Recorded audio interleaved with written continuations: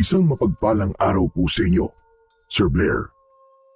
Lalong-lalo na po sa mga giliw ninyong tagapakinig at taga-suporta sa inyong YouTube channel. Ang kwentong aking ibabahagi ay nangyari taong 1985. Madalas po kong pinagtatawanan dahil sa aking itsura. Ang akin po kasing balat ay kulubot na parabang balat ng isang bayawak. Bata pa lang po ako noon nang maganap ang isang aksidente. Iniligtas daw po ako ng aking ina mula sa sunog. Idagdag pa sa kanilang pinagtatawanan sa akin ang tungkol sa aking ina. Anak daw po ako ng isang baliw. Nawala po kasi sa katinuan ang aking ina. Pagkatapos niyang masaksihan kung paanong pinatay ng aswang ang aking ama upang mapanatili ang kanyang kaligtasan sa madalas niyang paggala sa gabi.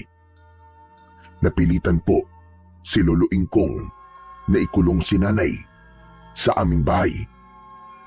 Nang mga panahon po kasing yun, ay marami na ang nabibiktima ng mga aswang. At sa mga oras din na yun, ay hindi pa namin alam kung sino ba talaga ang nilalang na madalas na gumagambala sa mga tao. Bago ko nga pala simulan ang aking istorya, ay nais ko lamang pong ipaalam sa inyo na ang mga pangalan at tauhan na aking ginamit ay sinadya ko pong baguhin upang mapangalagaan ang kaligtasan ng totoong lugar sa pinangyarihan ng aking kwento. Kilalanin niyo na lamang po ako sa pangalan na David. At ito ang aking kwento. Kapitan Merto, hindi po ba niyo nakita si nanay? Aba, hindi. Bakit? Nakatakas na naman ba siya sa kulungan niya, ha? Hindi nga po eh. Umalis po kasi ako kagabi para mangaso. Ang buong akala ko po kasi babalik din po agad si Lolo Ingkong. Hindi ko naman po akalain na umaga na rin pala makakauwi si Lolo. Abay, pambihira ka naman, bata ka, oo. Abay, bakit mo iniwan mag-isa si Cynthia? Alam mo naman na delikado ngayon. Sus, ang sabihin niyo tay, pabayang anak talaga yung bayawak na yan. Anak, tumigil ka nga, ha? May pangalan si David. Hindi bayawak ang pangalan niya. Kaya umayos ka. Nag-aalala na nga yung tao eh. Nilalait mo pa. Tay, sinabi ko lang naman po kung anong opinion ko.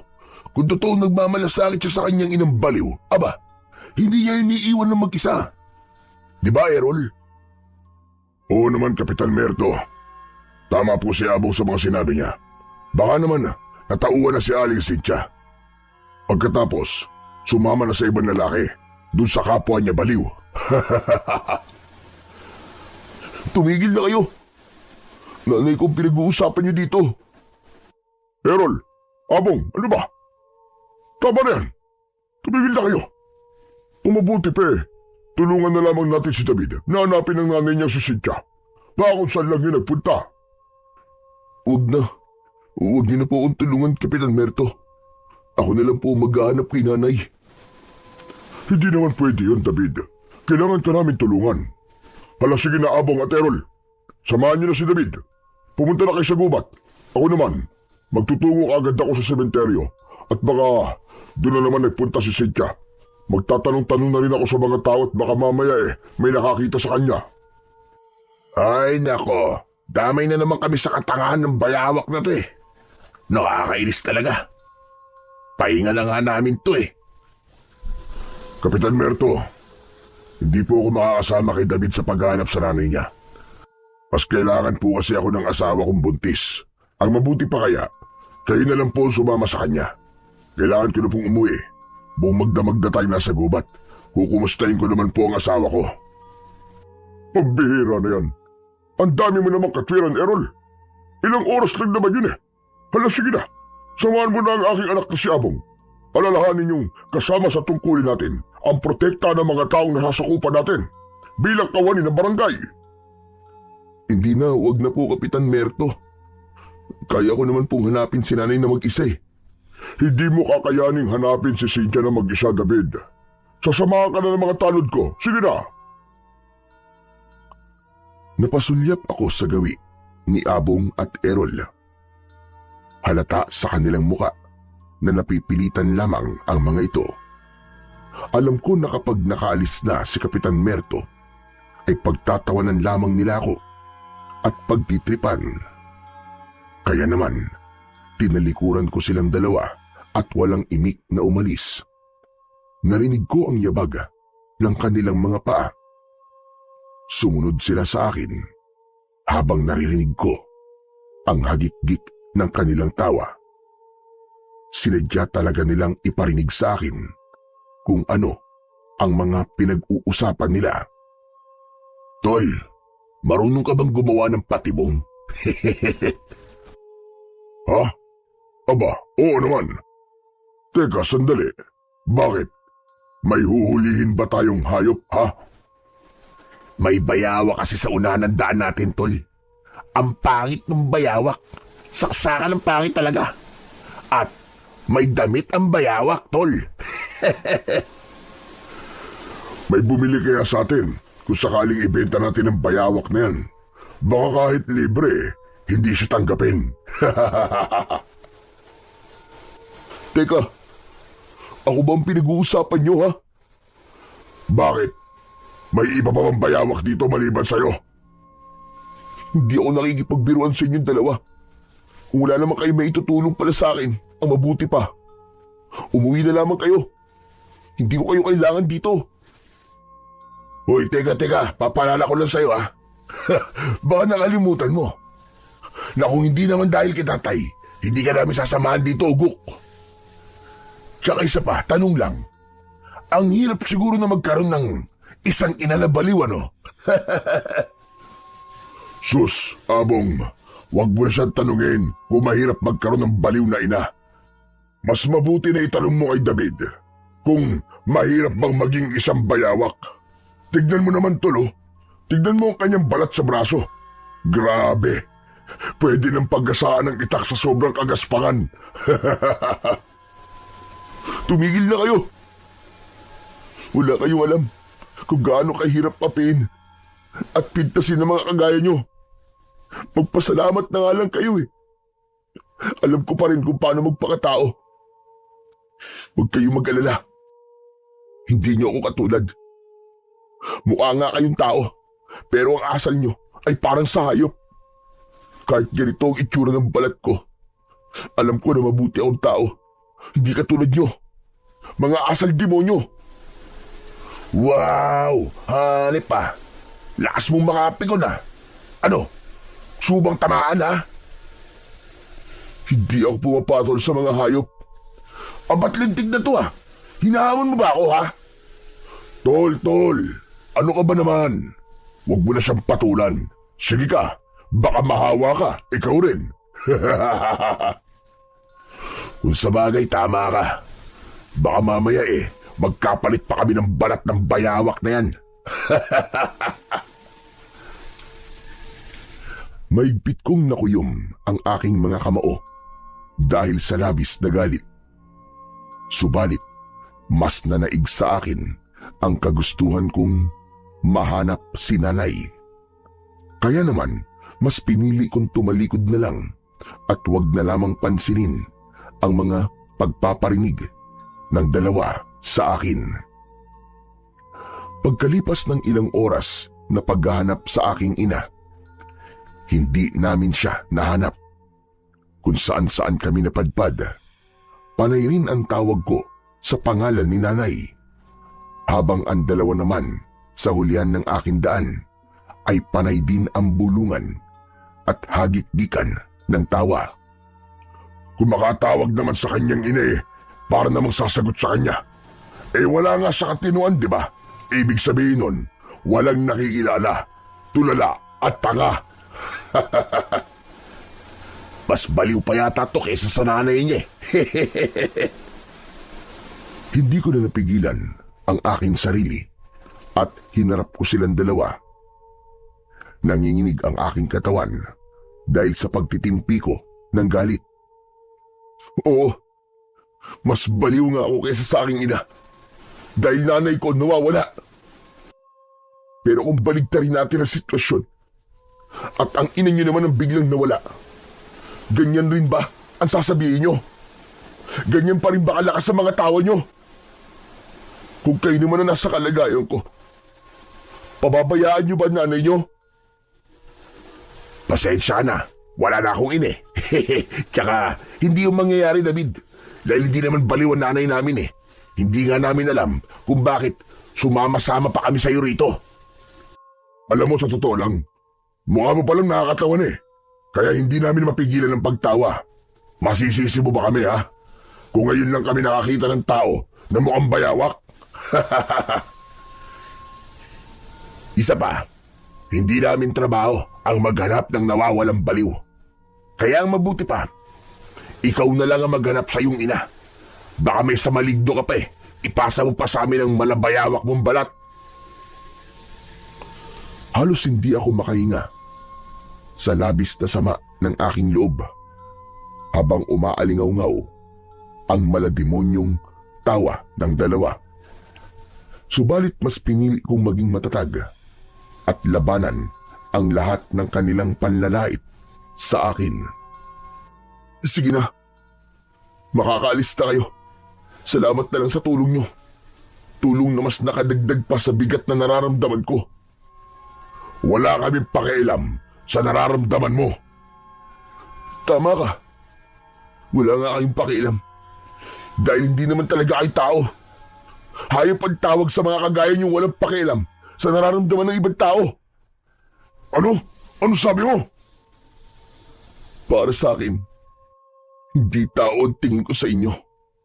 Masahol pa kayo sa mga hayop na pinapana ako sa gubat.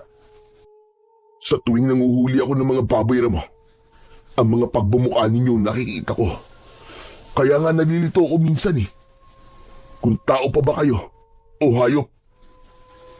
Tila napikon si Errol sa aking mga sinabi. Kaya naman, inambahan niya ako ng suntok sa muka na agad naman pinigilan ni Abong. O tol, sandali lang. Huwag mo nang patulan. Ano ka ba? Tama. Huwag mong patulan na kagaya ko, Errol. Dahil kapag sinaktan mo ko, tiniti ako sa'yo na pagsisisihan mo.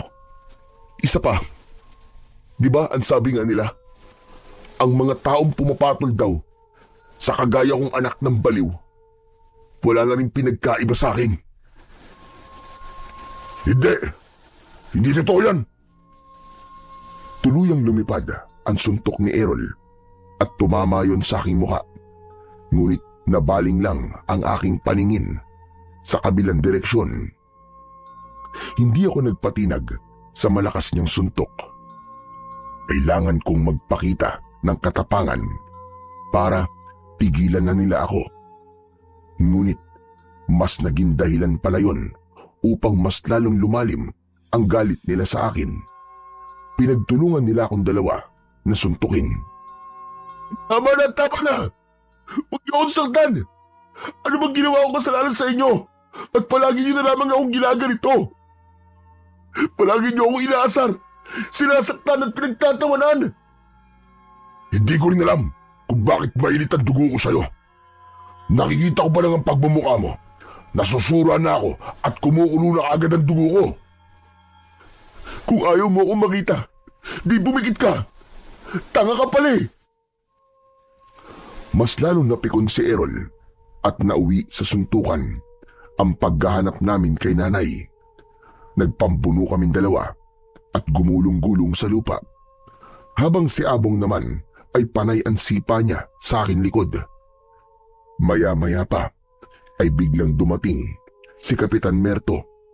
Mabilis siyang lumapit sa aming kinaroroonan kasama ang kanyang mga tanod para awatin kaming tatlo. Hoy! Hoy, ano ba yan? Tama na! Ano ba? Awat na! Ano ba nangyayari sa inyo, ha? Ay nako, pambihira talaga kayo. Mabuti na lang pala at sinundan ko kayo. Kung hindi, wala akong kalam-alam na nagpapatay na pala kayo. Lentik na yan. Ipaliwanag nyo nga kung ano nangyayari dito, ha? Eh kasi itong si David siya na nga ang tinutulungan namin. Siya pa ang galit. Hindi totoo yan. Inaasar niyo ako. Pinagtatawanan niyo ako ni Abong. Teka, bakit naman nadamay ako dyan ha? Umaawat lang naman ako sa inyong dalawa. Abong, tumigil ka. Hindi ka umaawat. Nakikisipa ka rin kay David. Tsaka may umaawat ba? Nahawak mo sa kamay si David. Lumalabas na pinagtutulungan niyo siya. Ay nako, pambihira naman kayo. Alalahanin niyo ha, mga tanod kayo. Dapat kayo ang nagbibigay ng magandang halimbawa sa mga tao na sasakupan ninyo bilang pagpapanatili ng katahimikan sa baryong ito. Tagdaan yung dalawa. Tanod kayo. Hindi kayo mga sanggano. Nakakahiya kayo. Tay, maglilingkod kami sa baryo, pero hindi sa ungas na yan. Dinuro pa ako ni Abong habang bakas sa kanyang muka ang galit. Kaya naman, pinigilan na sila ni Kapitan Merto. Hala, sige na. Tama na yan. Umuwi na kayong dalawa. At ikaw naman, David, sasamahan na lang kitang umuwi sa bahay niyo. Nahanap ko ng nanay mo. Talaga po? Oo, nakita ko siya doon sa may sementeryo. Natutulog sa ibabaw ng nicho ni Dante. Anak naman ng 7 kamote, oh. Sana, sinabi niyo agad sa amin, Kapitan, na nahanap niyo ng baliw na yun nang nakauwi na kami. Paano ko sasabihin? Ha, Errol? Wala na eh. Nauna na ang pagsusutukan niyo dalawa. Hala, tara na. Umuwi na tayo. At gusto ko na rin magpahinga. Dahil sa nangyari, mabilis kaming iniwan ni Abong at Errol. Kaming dalawa naman ni Kapitan Merto ay umuwi na rin sa bahay. Pagdating namin ay agad kong nakita si Nanay. Nakaupo siya sa bangko habang pinupunasan ni Lolo Ingkong ang paa ni Nanay. O paano? Maiwan ka na namin dito, David, ha? Siya nga pala. Huwag niyong hahayaan na mawala ulit si Cynthia. Aba, mahirap na. Baka matiyempuan siya ng mga gumagalang aswang. Alam mo naman ang kalagayan ng baryo natin, hindi ba? Nahaharap tayo sa matinding suliranin. Opo, Kapitan. Maraming salamat po sa tulong niyo. Hala, sige na. Lapitan mo ng nanay mo at gamutin mo rin ang mga sugat mo. Nagdadalawang isip akong lumapit kay Lolo Ingkong dahil alam kong pagagalitan na naman niya ako. Pero nang matapos ito sa kanyang ginagawa, ay siya na ang unang nagsalita. Hala, sige na, David. Ipasok mo na nanay mo sa kulungan. Kailangan nating mag-usap na dalawa. Nang pumasok sa loob ng bahay si Lolo Ingkong, nilapitan ko naman si Nanay na panay ang pagsasalita ng kung ano-ano. Inay, halika na po. Pumasok na po tayo sa loob ng bahay. Akma kong hahawakan sa kamay si Nanay nang iiwas niya ang kanyang kamay.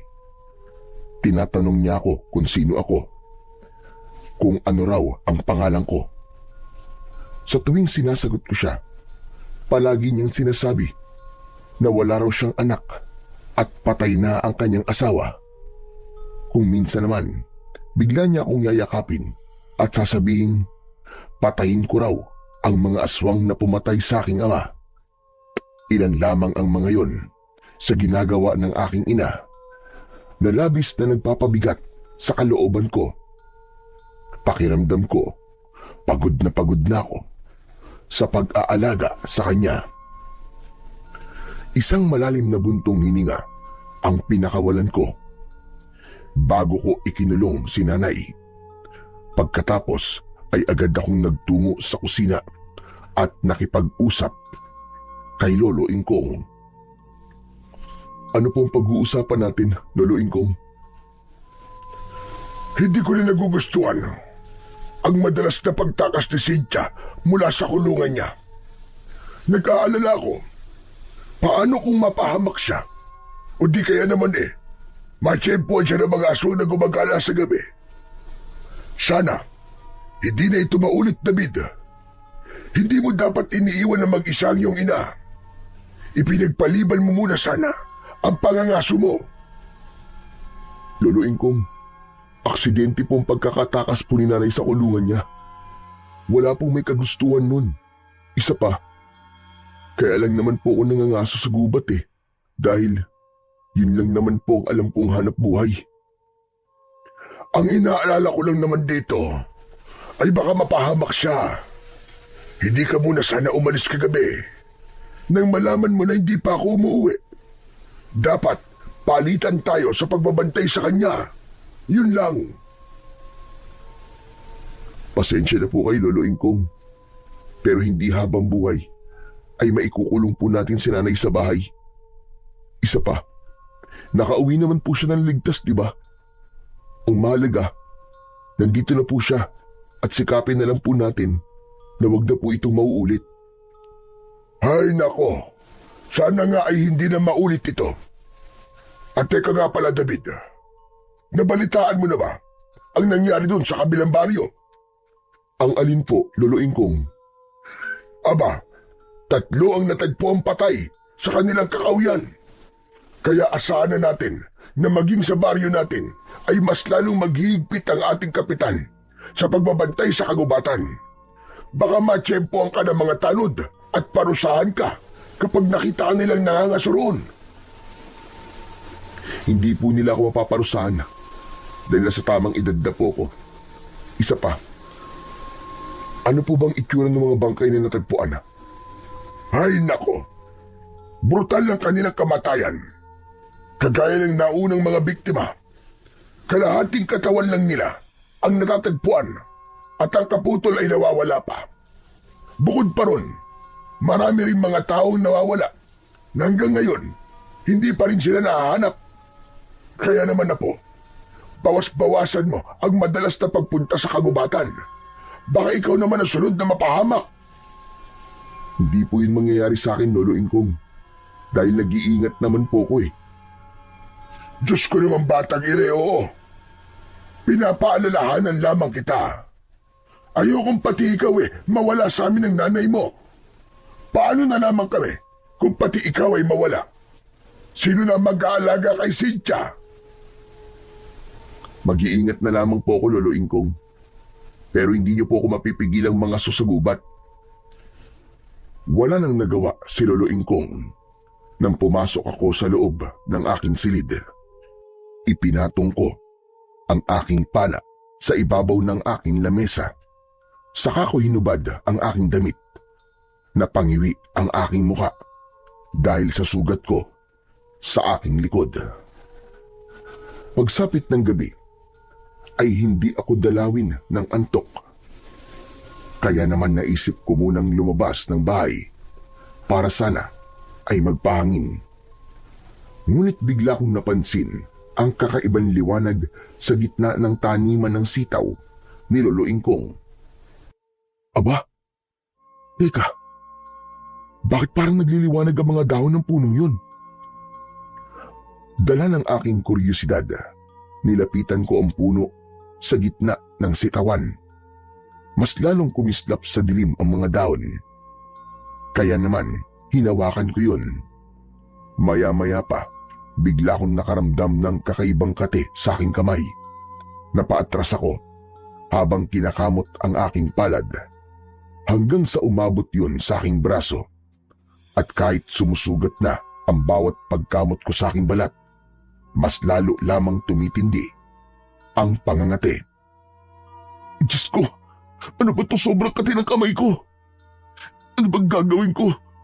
Humawak lang naman ako sa dahon ng punong to. Ano kayang klaseng puno to? Nang hindi tumigil ang pangangate, ay wala na akong nagawa, kundi ang humingi ng tulong kay Lolo Ingkong. Kinatok ko siya sa kanyang silid, habang patuloy pa rin ako sa pagkamot. Umabot na yun hanggang sa aking muka. Pakiramdam ko, Kumakapal na rin ang talukap ng aking mga mata hanggang sa naramdaman ko ang pag-iinit ng aking balat.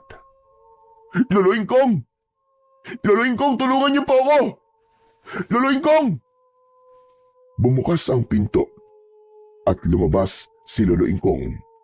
Gulat na gulat ang matanda nang makita ang aking muka. Diyos ko po! Ano nangyari sa'yo, David? Meron na po akong hinawakan daon mula sa puno po na nakatanim po sa gitna ng sitawan niyo, Lolo. Lumiliwanag po kasi. Tapos ganito na po, bigla po ako nangati. Hindi ko po mapigilan ang aking sarili na huwag kamutin ang aking balat. Sobrang kati po talaga, Lolo Ingkong. Nahihirapan na po ako. Hinawakan ni Lolo ang aking namamagang kamay at muka. Bumakas ang pag-aalala sa kanyang anyo at pinapasok niya ako sa loob ng kanyang kwarto. Ano bang naisip mo? At pinakialaman mo ang tanim ko, ah? Isa pa, bakit nasa labas ka pa na ganitong oras ng gabi? Huwag niyo na po muna akong sermonan, Lolo. Ano po ba nangyayari sa akin? Nalasog ka ng daon ng lipa.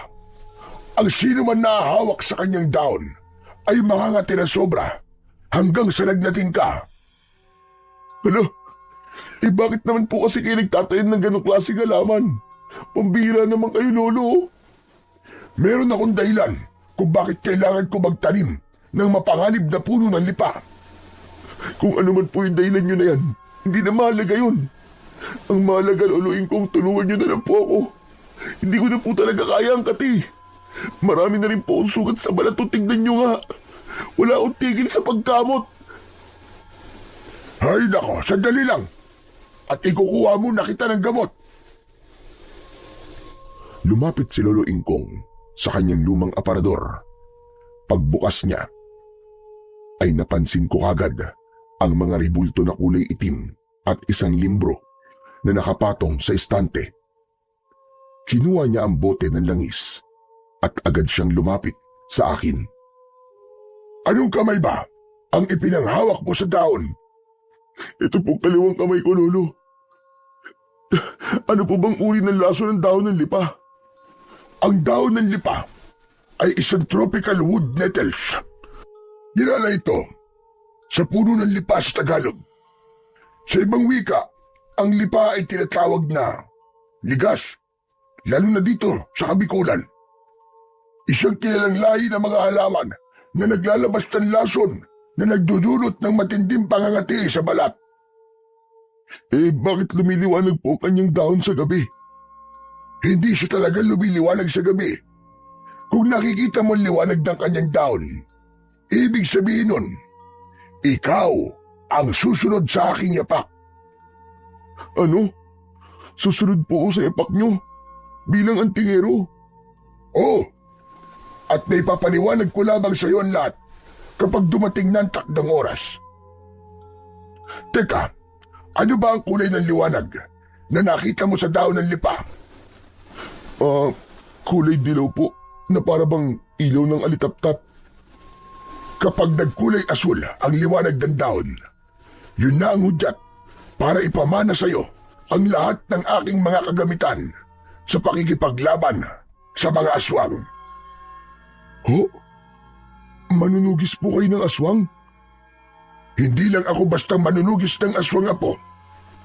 Hala, sige na. Kailangan ko na simulan ng panggagamot sa iyo. Matagal bago mawala ang pamamaga sa katawan mo. Siguro mga 2 araw pa ang kailangang palipasin. Naku, ano ba yan? Paano na ako nito, Lolo Ingkong? Natitiyak ko po na pagtatawanan na naman nila ako. Huwag mo silang papansinin. Isa pa, kasalanan mo naman kung bakit nangyari yan sa iyo eh. Ang hilig mo kasing makialam ng mga gawa ko. Kaya yan, tignan mo tuloy ang nangyari sa iyo. Lolo Ingkong, kayo po may kasalanan nito eh. Kung di po kayo nagtanim ng ganong klaseng puno, hindi po ako magkakaganito. Kagaya nga ng sinabi ko, may dahilan kung bakit ko itinanim ang punong yon. Hindi mo ba alam? Ganyang idagakot sa iyo nang itinanim ko ang puno ng lipa. At yun din ang gagawin mo pagdating ng araw. O yan, ayos na. Natapos ko ng paggagamot sa kamay mo. Mamaya lang ay mawawala na ang iyong lagnat. Para bang bigla akong nanghina sa nangyari sa akin, Lolo Ingkong. Talagang makakaramdam ka ng panghihina dahil merong laso na pumasok sa iyong katawan. Hala, sige na. Kailangan ko na matulog. Masyado ng malalim ang gabi. Matulog ka na rin, Apo. Para bang nagdahilan na nawala ang pangngati sa aking buong katawan. Kaya bigla akong nagtaka sa kakaibang puno na yon. Kinabukasan ay hindi ako makakilos ng maayos dahil maga pa rin ang aking katawan. Kaya lang, bigla akong nakarinig ng malakas na pagtawag mula sa labas. Boses yun ni Kapitan Merto. Tao po! Tao po! Tatay Ingkong! Nandyan po ba kayo? Narinig ko na bumukas ang pintuan. Kasunod ng boses ni Lolo Ingkong. Pagsilip ko sa siwang ng pintuan ng aking silid, nakita ko ang maraming tanod kasama sina Abong at Errol. Anong kailangan nyo, Kapitan Merto? Pasensya na po kayo kung napaaga yata ang pagpunta ko rito. Gusto ko lang po kayong kausapin tungkol po sa bagong biktima na nakita po namin kanina lang madaling araw. Malapit lang po kasi sa lugar nyo eh. Wala po ba kayong napansin kakaiba kagabi o narinig man lang? Nako, wala naman po, Kapitan. Maaga po kaming natulog ni David. Pwede po bang makausap ko po si David? Ay sige, sandali lang. Tatawagin ko lamang siya. Hindi ko na hinintay na lumapit pa si Lolo Ingkong sa aking kwarto. Agad akong lumabas ng aking silid at lumapit kina Kapitan. Ngunit pagbungad ko, agad silang naghagalpakan ng tawa. Anak naman ng putya, David, oh. Ano nangyari sa mukha mo? Akala mo, longganisang naglalakad eh. Napahawak kasi siya sa daon ng lipa kagabi. Kaya namaga ang kanyang katawan. Ano bang nakakatawa sa itsura ng aking apo? Ha, Errol, sabihin mo nga sa akin. Wala naman pong nakakatawa sa mukha niya. Mukha lang po kasi siyang longganisa. Errol, pwede ba tumigil ka na? Nagkaganyan na nga ang tao eh. Pinagtatawanan mo pa. Hindi na nakakatuwa mga pinagsasasabi mo, ha? Ay, nako. Ako na naman ang nakita nyo. Makaalis na nga. Kapitan Merto, ano po bang kailangan niyo sa akin? Mangyaring meron na naman kasing sumalakay na aswang na manananggal kagabi. May nakita kaming panibagong biktima malapit lang dito sa bahay nyo. Sinalakay kasi nila ang bahay ni Errol. Balak ng mga aswang na atakihin ang asawa niyang buntis na si Isabel. Kapitan, tahimik naman po kagabi at wala po ako napansing kakaiba sa paligid. Ganun ba? O siya, sige na. Magpahinga ka na ulit. Magpagaling ka, ha? Talagang malala ang itsura mo ngayon eh. Para bang hindi ikaw? Dahil sa sinabing yon ni Kapitan Merto sa akin, malakas na namang napahagalpak ng tawa si Errol mula sa kinatatayuan nito. Ganon din si Abong na hindi na halos makapagsalita dahil sa katatawa. Hindi ko alam kung anong meron sa aking apo at madalas din yung pinagtatawanan. Wala na ba talaga kayong magawa sa buhay ninyo? Lolo Ingkong naman eh. Para naman yatang masyado kayo nagpapapekto sa pagtawa namin. Dahil hindi na nakakatuwa. Baka naman sa bandang huli, pagsisiyan nyo ang ginagawa nyo kay David. Kapitan Merto, bakit nyo naman hinahayaan ang mga tanod ninyo sa ganyang pag-uugali? Pinagagalitan ko naman po sila, Tatay Ingkong. Kaya lang, talagang makukulit ang mga ito eh. Sana, hindi na ito maulit. Hindi porkit hindi lumalaban ang aking apo, pwede na nilang gawin ito sa kanya. Pasensya na po kayo, Tatay Ingkong. Asahan niyo po at pagsasabihan ko ulit sila. Lalong-lalo na po ang aking anak. Sige po, tutuloy na rin po kami. Mabuti naman. At marami pa akong gagawin. Naaabala ako sa inyo. Isa pa, umiinit ang ulo ko sa kilos ng mga kasama mo. Nananahimik ang aking apo rito eh. Pagkatapos, tatawagin niyo lamang at pagtatawanan. Bah, para yatang gusto niyo pang palakihin ang issue ah. Nakakasama kayo ng loob, Lolo Ingkong. Bakit? May pakiramdam ka pa ba ha? Kung ang inaatupag niyo na lamang ay ang trabaho niyo, hindi sana walang napapahamak. Hindi na kayo nahihiya. Nagro-ronda kayo gabi-gabi, pero may namamatay pa rin. Abat, sumusobra na po yata kayo ah. Errol, tama na yan. Tanod ka. At kapag pumatol ka kay Tatay Merto, ikaw ang lalabas na masama. Pabayaan mo na siya. Hindi lang talaga niya matanggap ang ginawa niyo sa kanyang apo. Kayo may kasalanan eh. Sinasabi ko lang naman ang opinyon ko. Hala, sige na. Makakaalis na kayo, Kapitan. Halika na, David Apo. Iniwan na namin ni Lolo Ingkong ang mga tanod sa labas. Kaya naman, wala nang nagawa si Kapitan Merto, kundi ang umalis sa tapat ng bahay namin. Lolo, hindi niyo na po dapat sinabi yun. Akala ko po ba sabi niyo eh, huwag ko silang papansinin. Pero bakit kayo po ang hindi nakapagpigil? Pasensya ka na, Apo. Ang hirap palang magtimpi ng galit kapag ikaw mismong makakarinig.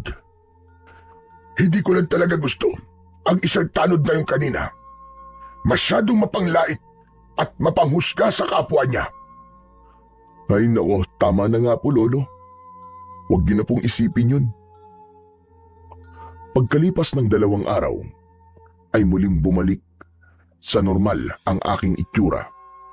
Kaya malaya na naman akong nakakalabas ng bahay.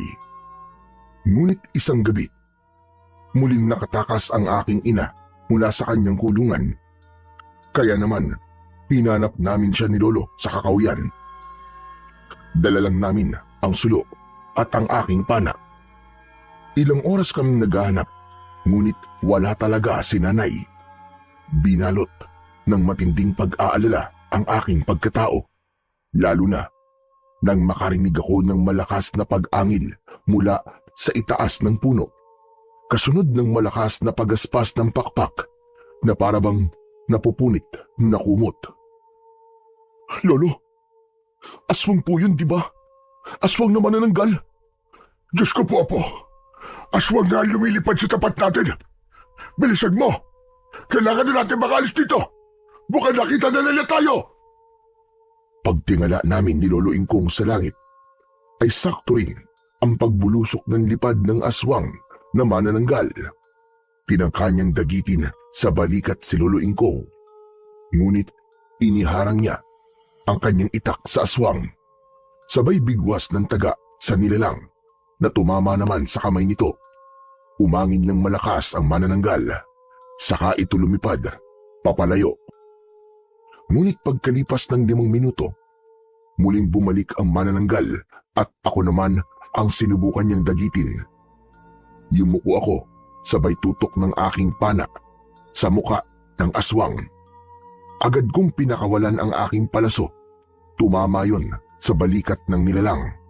Nagpaikot-ikot ito sa paglipad hanggang sa nagpasya na itong tumakas. Mukhang nagiging agresibo na sila sa pag-atake sa mga tao. Lolo, mas kailangan po nating mahanap si nanay ngayon. Baka nasa panganib na po siya. Maghiwalay po tayo sa paghanap sa kanya. Nang magkasundo kami ni Lolo Ingkong, kagad kaming tumakbo sa magkaibang direksyon. Saka ko iginala ang aking paningin sa paligid. Hinanap ko sa bawat sulok ng kakahuyan ang aking ina. Ngunit wala siya.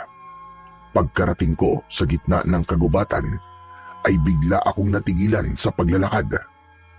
Mula sa aking unahan, nakita ko ang isang kakaibang nilalang. Hindi siya isang manananggal. Hindi ako maaaring magkamali.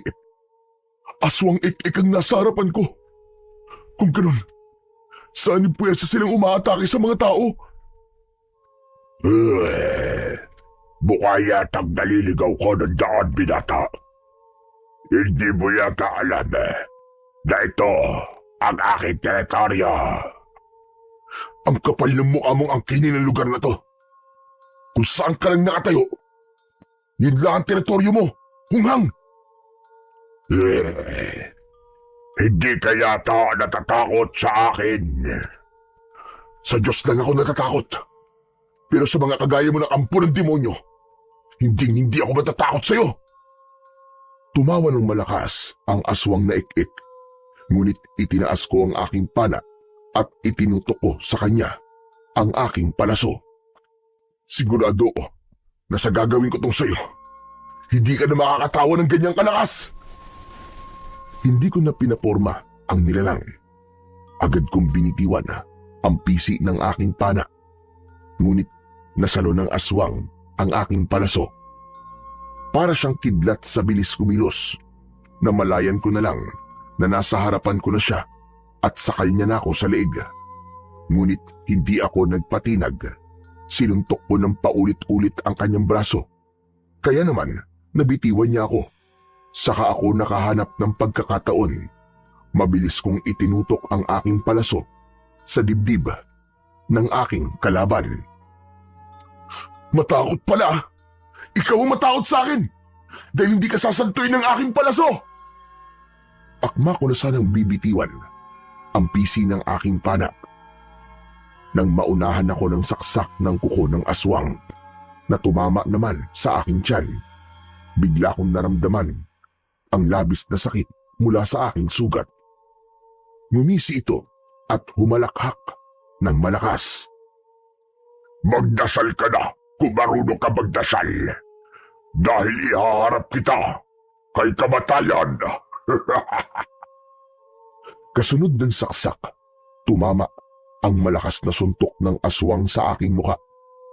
Bumagsak ako ng pasadsad sa lupa habang namimilipit sa labis na sakit. Naninigas ang aking buong katawan na parabang bigla akong naparalisa. Anong nangyayari sa akin? Unti-unting mapaparalisa ang buong mong katawan. Maya-maya lang, darating na ang aking mga kasama at pagsasaluhan namin ang iyong laman loob. Walang matitira sa iyo, kundi ang iyong mga buto. Hindi ka magtatagumpay. Hindi mo kilala kung sino binabangga mo. Ako ang hindi mo kilala. At sa pagkakataong ito, hindi ko hahayaan na sikatan ka pa ng araw. Kahit anong gawin kong pagsisikap na gumalaw, ay tuluyan ng nanigas ang aking buong katawan. Masakit din ang aking sugat na parabang may mga insekto na gumagalaw sa loob ng aking laman. Kaming mga aswang na ik-ik ay baka magdagang ko. Kaya asahan mo, matatapos na ang buhay mo. Layuan mo ang aking apo! Demonyo ka! Sabay kaming napalingon ng aswang sa gawi ng aking lolo. Hawak ng matanda ang kanyang itak at ibinato niya sa aswang ang hawak niyang sulo. Sa takot ng nilalang, bigla siyang nag-anyong ibon at lumipad palayo sa aking kinaroroonan. Kaagad na lumapit sa akin si lolo. Bakas sa kanyang muka ang labis na pag-aalala. Diyos ko po, Apo! Malalim ang sugat mo! Luluin kong, tulungan niyo po ako. Sobrang sakit po ng sugat ko sa akin tiyan. Oo, Apo. Tutulungan kita. Gagamutin kita, Apo. Sa lugar na yun mismo, ginamot ako ni Lolo Ingkong. Nanginginig ang kanyang kamay habang pilit niyang pinadudugo ang aking sugat. Aray! Aray ang sakit! Tiisin mo, Apo. Kailangan natin mapadugo at mailabas ang kabandagdang aswang mula sa sugat mo. Aray! Lolo Ingkong, hindi ko na po kaya. Tuluyang nandilim ang aking paningin nang maramdaman ko na dinukot ni Lolo Ingkong ang aking sugat. Kinabukasan ay naramdaman ko ang maligamgam na tubig na dumadampi sa aking sugat.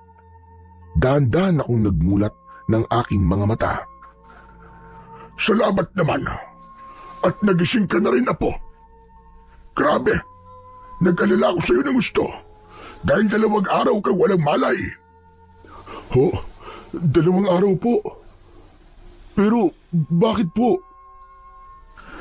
Masyadong mabilis ang pagkalat ng kamandagdang aswang na ik-ik sa dugo mo. Mabuti na lang at nahanap kagad kita, Apo. Pero paano po ako nakarating dito sa bahay natin? Nagpatulong ako kay Kapitan Merto at sa anak niyang si Abong. Mabuti na lang at nagkataon na doon sila nagronda nung gabing yon. Ay nako, akala ko ba kaya mong ipagtanggol ang sarili mo? Bakit naman napahamak ka? Hindi ko po inaasahang malakas po ang ik-ik na yun eh. Hindi mo ba alam na ang aswang na ik-ik ay katumbas din ang lakas ng manananggal? Sana naman, Apo, pagkatapos ng mga nangyari sa iyo, makinig ka na sa akin. Teka, sandali lang po, Lolo Ingkong. Si nanay po, nasa na po siya? Nahanap niyo na po ba siya? Oo, nauna pa siya sa aking umuwi. Inihatid siya ni Merto at nakita raw niya sa sementeryo.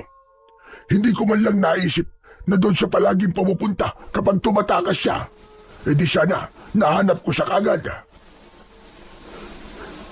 Kasalanan po ni nanay. Kung meron nangyaring masama sa akin, Lolo Ingkong. Yan ang wag na wag mong sasabihin, David. Hindi mo alam kung ano ang isinakripisyo ng nanay mo para lamang mapalaki ka niya ng ganyan. Nagkaganon siya dahil sa aswang na pumatay sa iyong ama.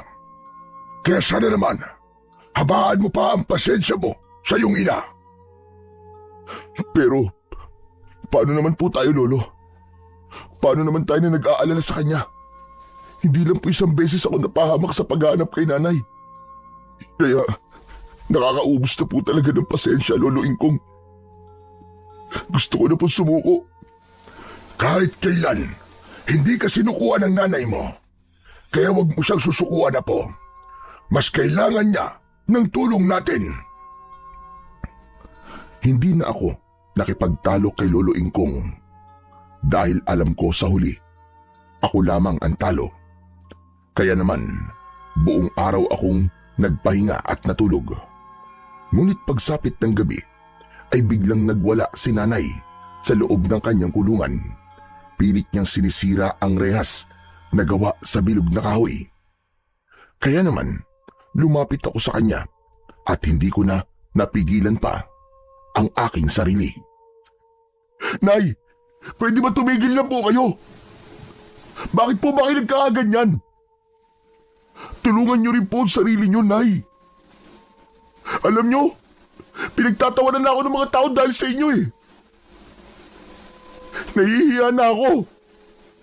Dahil anak daw po ako ng isang baliw. Sa kabila ng maraming sinabi ko, isang tugon lang ang narinig ko mula sa aking ina na si Cynthia. Sino raw ako? Hindi niya ako makilala bilang anak niya at palagi yung nagdudulot sa akin ng kakaibang sakit. Dahil pakiramdam ko, mag-isa na lamang ako sa buhay. Nang gabing iyon, hindi na ako dinalaw ng antok. Kaya't maaga akong bumangon at naupo sa labas ng balkonahe. Maya-maya pa, biglang dumating si Kapitan Merto. Kasama niya si Abong. Kumusta na ba ang pakiramdam mo, David? Ayos na po ako, Kapitan. Ano pong kailangan niyo sa akin? Tutal, at nasa bakasyon si Errol. Kung pwede sana, ikaw muna ang pansamantalang pumalit sa kanya. Sa tingin ko naman kaya mo makipaglaban sa mga aswang. Ha? Makipaglaban sa mga aswang? Hindi niyo po ba nakikita? Muntik na po ako mapahamak. Isa pa.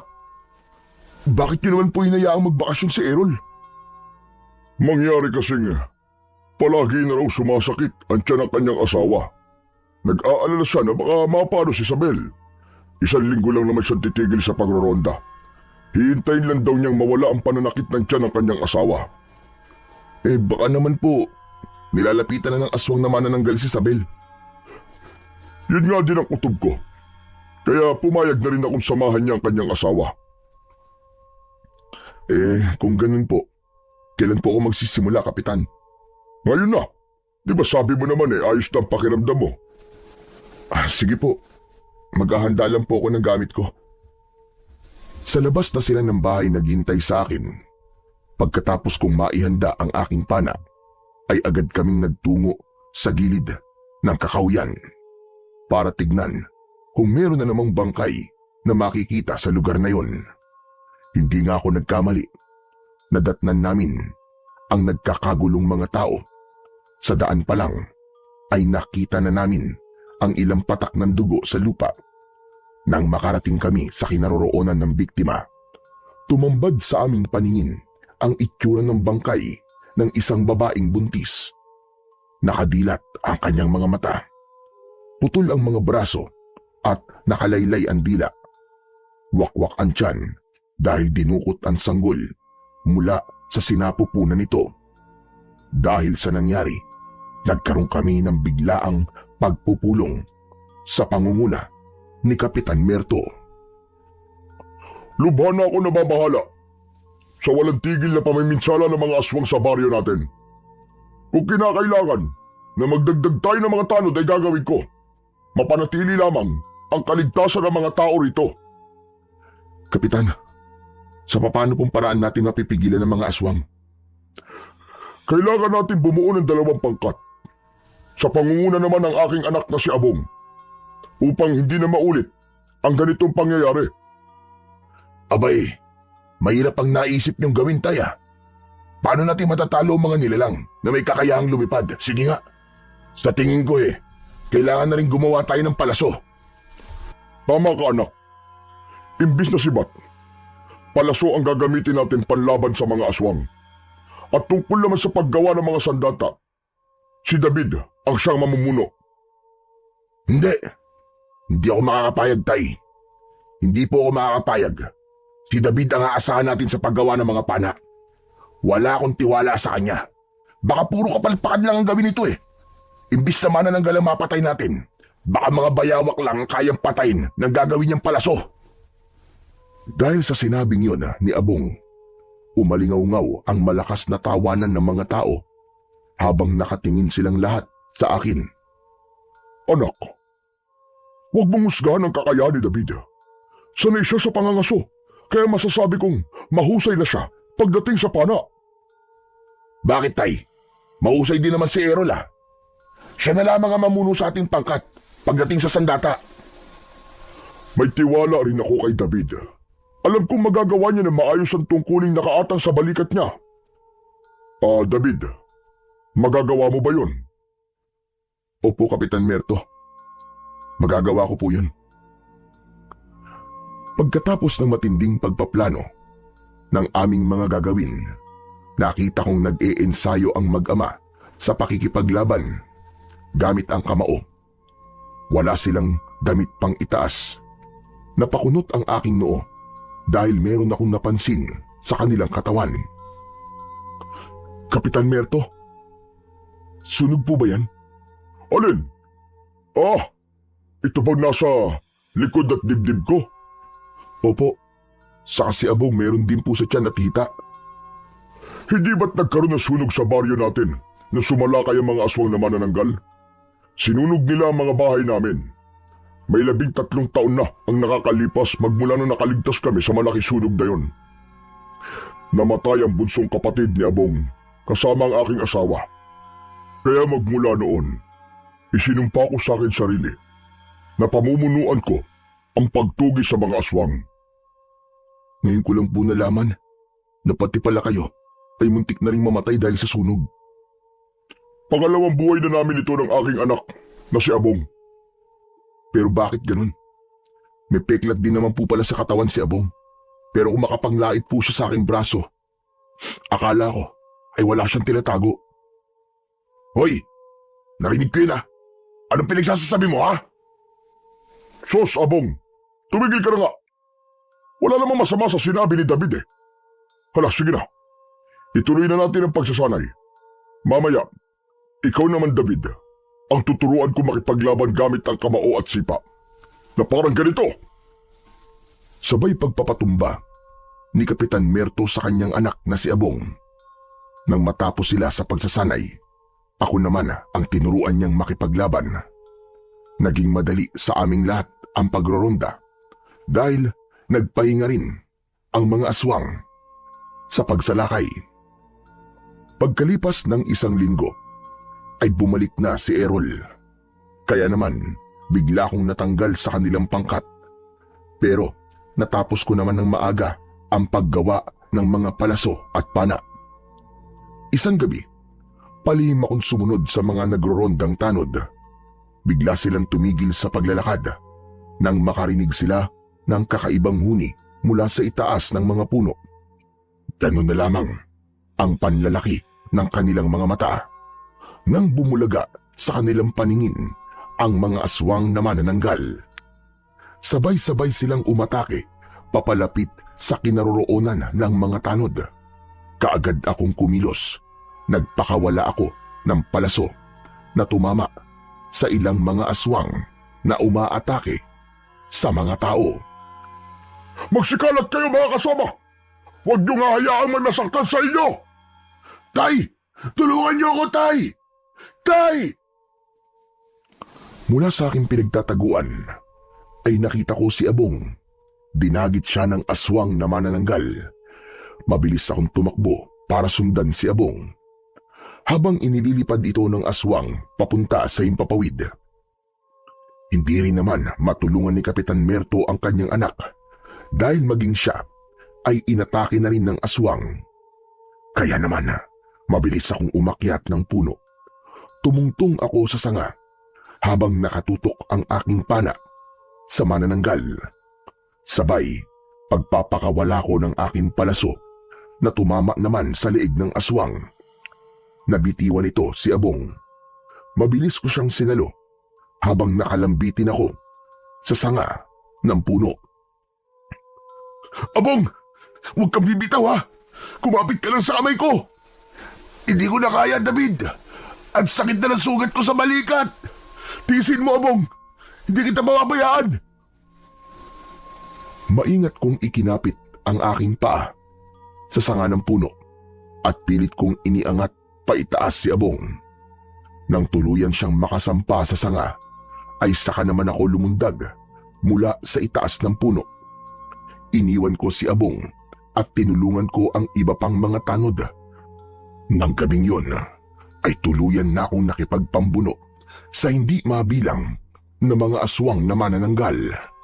Lahat ng tamaan ng aking palaso ay agad na tumatakas para iligtas ang kanilang sarili. Nang humupa ang kaguluhan, nakita ko ang maraming mga tanod. Sugatan sila at nanghihina. Ganon din si Kapitan Merto na nakasandal sa puno. Kapitan Merto, ayos lang po ba kayo? Ayos lang ako. Nasaan ang anak ko? Ligtas na po siya, Kapitan. Huwag na po ay mag-alala. Nakita ko ginawa mo, David. Maraming salamat sa tulong mo. Mabuti na lang at sumunod ka sa amin. Alam ko po kasi naatake ang mga aswang dahil matagal na po silang nanahimik. Nag-aalala po ako sa kaligtasan natin. Paano po kung hindi lang sa kakahuyan sila umatake? Paano kung sa mismong baryo natin, Kapitan? Hindi ko na rin alam ang gagawin ko, David. Kailangan namin ang kagaya mo. Pasensya na po. Pero kumikilos na po ako ngayon sa aking mga plano. Basta, palagi lamang po ako nakabantay sa inyo. Maya-maya pa, ay biglang dumating si Abong. Naluluwa siyang lumapit sa kanyang ama. Tay! Tay, ayos lang po ba kayo, Tay? Ayos lang ako, anak. May sugat ka rin pala sa balikat. Halika, tulungan mo ako sa mga kasama natin. Kailangan nilang magamot kagad. Kiluluin kong niyo po siya dalhin. Magpapaiwan po muna ako rito. May kailangan lang po akong gawin, Kapitan. Pero David, baka naman mapahamak ka dito. Dati na po akong mag-isang kumikilos sa gubat na to, Kapitan. Kaya ko po ang sarili ko. Siya nga pala, David. Maraming salamat sa pagkakaligtas mo sa akin, ha. Pasensya ka na sa mga ginawa ko sa'yo nun. Huwag mo nang isipin yun, Abong. Ang mahalaga, ligtas ka. Sige na, iiwan ko muna kayo rito. Sisiguraduhin ko lang ang kaligtasan ng paligid at susunod kagad ako sa inyo. Hindi ko na hinintay na sumagot sa akin si Abong. Agad akong umalis sa kanilang harapan at tumakbo papunta sa kakauyan. May nakita kasi akong isang nilalang na nakatayo habang pinapanood kami, kaya kailangan ko siyang habulin para hulihin. Inilinga ko ang aking paningin sa paligid, ngunit wala na akong nakikitang ibang nilalang sa lugar na yon. Anak ng putya, nasa na siya? Sigurado ako may nakita ko nilalang na tumakbo rito kanina. Saan nagsuot yun? Maya-maya pa ay bigla kong narinig ang malakas na pagaspas ng pakpak ng aswang mula sa impapawid. Pagtingala ko ay sakto rin ang pagdagit niya sa akin. Bumaon ang kanyang matutulis na kuko sa aking balikat. Ramdam na ramdam ko ang sakit at ang mainit na likidong umagos sa aking dibdib. Hindi ko maiangat ang aking kamay para sana panain ang aswang. Biglang naparilisa ang aking braso.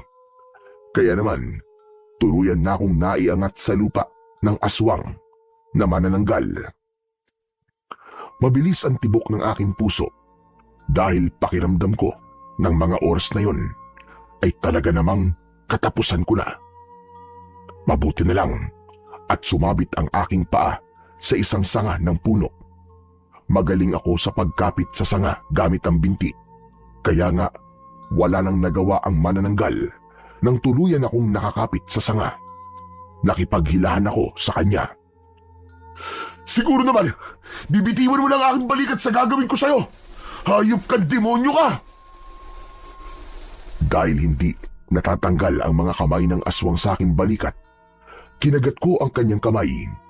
Malakas na napaangil sa sakit ang aswang, kaya nabitiwan niya ako.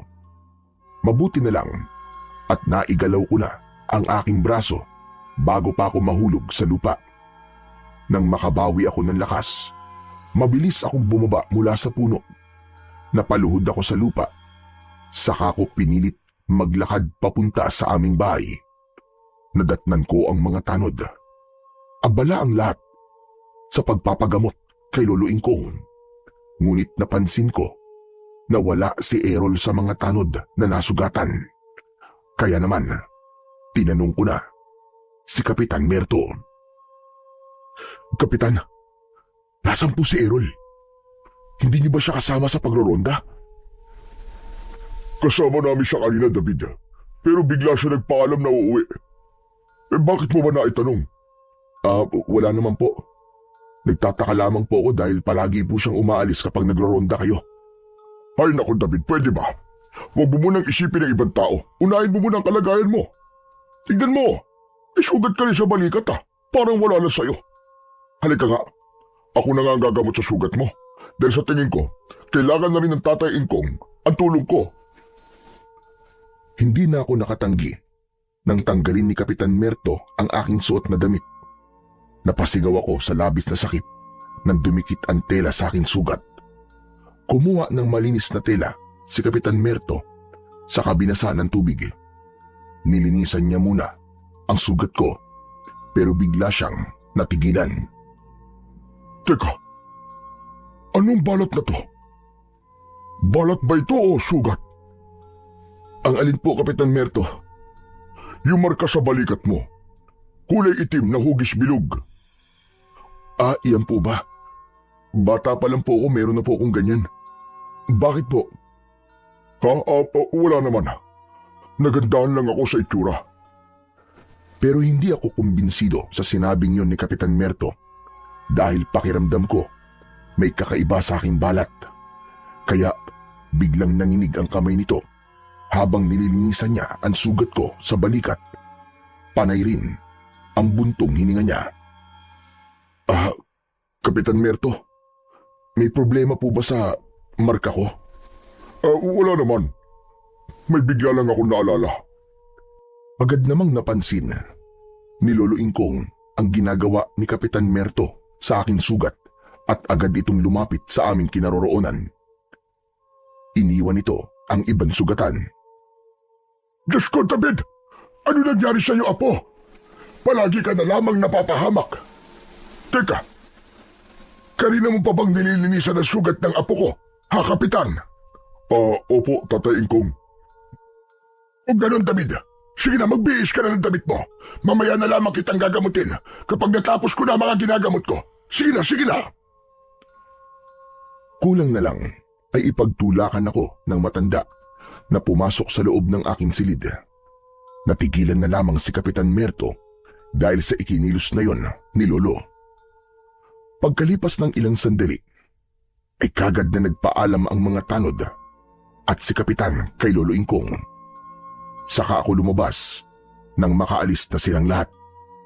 Pero nakita ko ang matanda na nakatayo sa labas ng bahay, nakatingin sa puno ng lipa. Nanlaki ang aking mga mata nang makita ang kulay asul na liwanag sa mga dahon ng puno.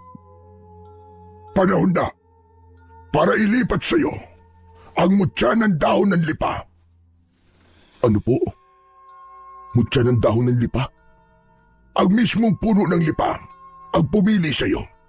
At ang kulay asul na liwanag sa kanyang mga dahon ay palatandaan na dumating na ang itinakdang oras. Nagtataka po ako, Lolo Ingkong. Bakit hindi po napansin ng mga tanod at di Kapitan Merto ang malakas po na liwanag mula sa dahon ng lipa? Ikaw at ako lang ang nakakakita sa liwanag ng dahon ng lipa. Dahil hindi yan isang ordinaryong puno, Apo. Nanggaling dyan ang mutya ng dahon ng lipa. Magagamit mo ang mutya laban sa mga aswang na manananggal at ik-ik. Pero bakit po ako, Lolo Ingkong? Sapagkat mabuti kang tao, Apo. Halika, sumama ka sa akin. Lapitan natin ang puno ng lipa. Ayoko po. Nung nakaraang araw po muntik na po ako mamatay dahil sa pangangati. Huwag na po tayong lumapit yan, Lo. Kasama ang puno ng lipa sa pagpapasa ng aking mutya. Matagal ko nang alam na hindi ka naman totoong nangangaso ng hayop. Alam kong nangangaso ka ng mga aswang. Tama ba ang sinabi ko? Napaunat ako sa aking pagkakatayo nang marinig ko ang sinabi ni Lolo Ingkong. Kung ganun, alam niyo na po, Lolo Ingkong. Alam niyo na po na ako po ang totoong pumapatay sa mga aswang. Pero kailan pa po niyo nalaman? Matagal ko nang alam na mangangaso ka ng aswang. 10 taong gulang ka pa lang nang palihim kang tumugis ng aswang. Alam ko rin na ikaw ang may gawa sa mga tao na tatagpo ang patay sa kakahuyan. Lahati lang ng katawan nila ang natatagpuan dahil hindi naman sila pangkaraniwang tao, kundi isang aswang na manananggal na nagiging tao tuwing sumasapit ang umaga. Kaya ang iniisip ng mga kababaryo natin, biktima sila ng mga aswang. Pero ang totoo, aswang sila at ikaw ang pumatay sa kanila. Hindi ba? Hindi ako makapaniwala sa ipinagtapat na yon sa akin ni Lolo Ingkong. Ang buong akala ko, matagal kong maililihim sa kanya ang tungkol sa mga ginagawa ko. Patawarin niyo po ako, Lolo Ingkong. Ginagawa ko lang po ito para maipaghiganti ang nangyari sa aking mga magulang. Kung hindi ko sila mapipigilan, marami pang mga kagaya ko makakaranas ng ganitong paghihirap. Hindi naman ako tumututol sa pagiging manunugis mo ng aswang. Ngunit masyado na akong nag-aalala sa kaligtasan mo, Apo. Lalo pa at hindi na maganda ang mga nangyayari. Sa palagay ko, mas lalo lumalakas ang puwersa ng kadiliman. Kaya kailangan ng sandata na tuluyang papatay sa kanila. At yun ay walang iba, kundi ang mutya ng dahon ng lipa. Bakit po, Lolo Ingkong? Hindi po ba sapat ang aking pana? Hindi sapat ang pana at palaso. Dahil kahit masugatan mo sila, hihilom lang ang kanilang sugat. Kapag magaling na, aatake sila ulit at babalikan nila ang taong nanakit sa kanila. Sa ganong sitwasyon, mas lalo lamang lalala ang mga nangyayari. Mas lalo sila magiging agresibo. At sa nakikita ko, maging ang mga tanod ay malalagay na rin sa panganib. Kaya sana naman, tanggapin mo ang ipapasa ko sa iyo, mutya. Sige po, Lolo Ingkong. Tinatanggap ko po ang alok nyo. Tara na, lapitan na natin ang puno ng lipa. Nilapitan namin ni Lolo Ingkong ang puno ng lipa. Mas lalong lumakas ang liwanag ng dahon. Napansin ko na hinubad ni Lolo Ingkong ang suot niyang singsing. May kakaibang bato yun sa gitna. Nang idikit ang singsing sa isa sa mga nagliliwanag na dahon, nawala ang liwanag na parabang hinihigop ng singsing. Kinuha ni Lolo ang aking kanang kamay. Saka siya pumikit at nag-usal ng isang orasyon. Pumikit ka at tiisin mo ang mararamdaman mong sakit sa iyong mga kamay, apo. Ngunit pagkatapos naman ng sakit na yon, magkakaroon ka ng kakaibang lakas ng katawan. Mawawala ang kirot mula sa sugat na likha ng manananggal. Nang ipikit ko ang aking mga mata, bigla kong naramdaman ang kakaibang sakit, lalo na nang isuot sa akin ni Lolo Ingkong ang singsing. Hindi ako binitiwan ng matanda hanggang sa naramdaman ko ang pagpasok ng malakas na enerhiya sa aking buong katawan.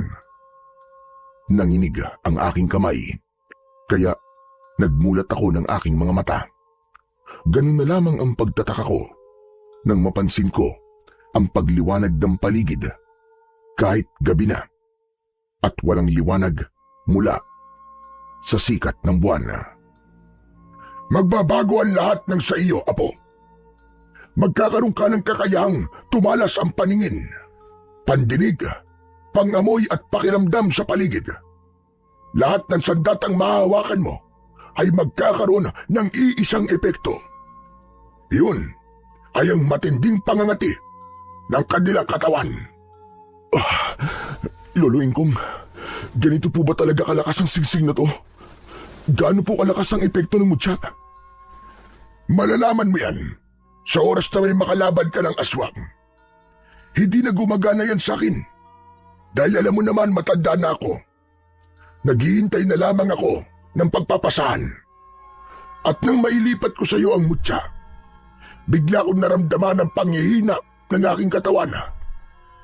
Magmula ngayon, apo, ikaw na ang pinakamalakas nilang makakalaban. Magiging pinakamalakas kang manunugis na katatakutan ng mga aswang. Biglang tumigil sa pagsasalita si Lolo Ingkong nang marinig namin ang sigaw ni Nanay. Kaya naman, dali-dali kaming pumasok sa loob ng bahay. Nay! Nay, ano po nangyari sa inyo? Pabayaan mo siyang magwala, apo. Marahil, kapag naririnig niyan tungkol sa aswang, saka lang siya nagkakaganyan. Huwag kang mag-alala, anak. Malapit nang mabigyan ng hustisya ang mga nangyari sa inyo ng asawa mo. Nang sabihin yun ni Lolo Ingkong, umiyak ng malakas ang aking ina. Nagmamakaawa siyang palayain sa kulungan. Gusto niya raw makasama ang aking ama. Hanggang ngayon, hindi pa rin niya matanggap na wala na si tatay. Kaya naman, hindi ko napigilan ang aking sarili. Nakuyom ko ang aking kamao at pumatak na ang luha mula sa aking mga mata. Apo, meron pa akong ibibigay sa iyo. Ano po yun, Lolo Ingkong? Sumunod ka sa akin. Ipapakita ko sa iyo ang sandatang ginamit ko noon para makipaglaban sa mga aswang. Kung ganun po, Lo, hindi lamang po kayo isang albularyo, kundi isa rin po kayong antingerong manunugis. Tama po ba? Oo, Apo, ganun na nga. Kaya nga ganito ang buhay ko. Dahil binalikan ako ng isa sa mga pamilya ng aswang na napatay ko.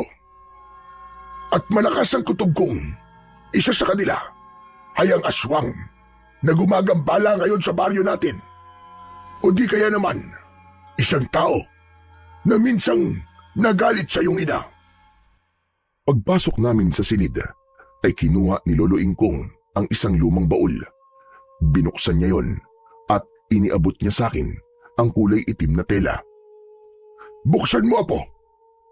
Sige, kunin mo ang sandata sa loob niyan. Mabilis kong tinanggal ang tela na nakabalot sa sandata. At yun na nga, tumambad sa aking paningin ang hawakan ng latigo. Ayan na po. Gawa sa buntot ng alakdan ang hawakan ng latigo. Yan ang bagay sa mutya ng daon ng lipa. Hindi na sila makakapanakit sa iyo at magiging banta ka sa buhay nila. Kaya, Apo ko, bigyan mo ng katarungan ang nangyari sa ama mo. Mag-iingat ka.